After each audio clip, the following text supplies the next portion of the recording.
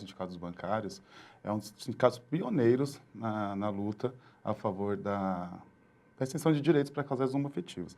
Inclusive, em 2009, nós conseguimos uma cláusula na CCT, que é a cláusula número 50, onde dá a extensão de direitos a todos aos casais homoafetivos, assim, os mesmos direitos que têm os heterossexuais, né? A gente trava uma luta constante com a FENABAN, inclusive, né? Nesse tema. A gente teve também agora, em março desse ano, o reconhecimento por parte da FENABAN, o nome, o direito do nome social. Ah, que isso é muito gêneros, importante, né? Sim, na questão dos gêneros, né? Embora a gente tenha uma grande dificuldade ainda dos trabalhadores bancários a aceitação de assumirem a sua orientação dentro do banco. E as pessoas têm que entender que a gente tem uma luta garantida, né? A gente tem direitos garantidos. Então é importante as pessoas se reconhecerem como são, né? E não se esconderem, né? Nós temos uma mesa de igualdade de oportunidade que nós discutimos com a alta direção do banco e nós não vemos problema disso, tanto que aceitam fazer essa discussão. Mas a gente percebe que quando isso vai descendo para a categoria, porque quem promove é o chefe que está ali no dia a dia. E essa é uma pessoa que convive com a sociedade e tem esse olhar diferente, né? Então, por exemplo, ele não vai fazer a contratação, a promoção de uma mulher porque ela terá filhos, não vai promover um homossexual porque há uma discriminação, lá, é muito afeminado. Então, como que é isso então, na nossa categoria, que você atende esses casos, e também fora da nossa categoria?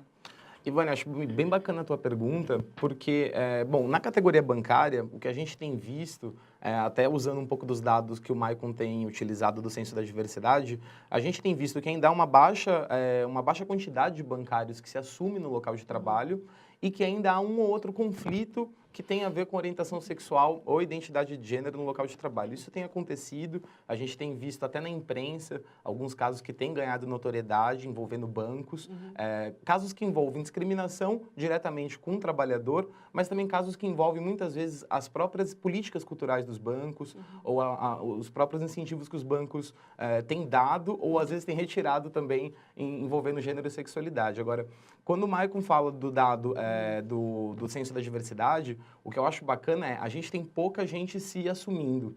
Só que se você der uma olhada nos dados, eles mostram que 12,8 ou 12,4, dependendo se for orientação sexual, 12,8, identidade de gênero, 12,4. Essa é a porcentagem de bancários que não respondeu a essas perguntas.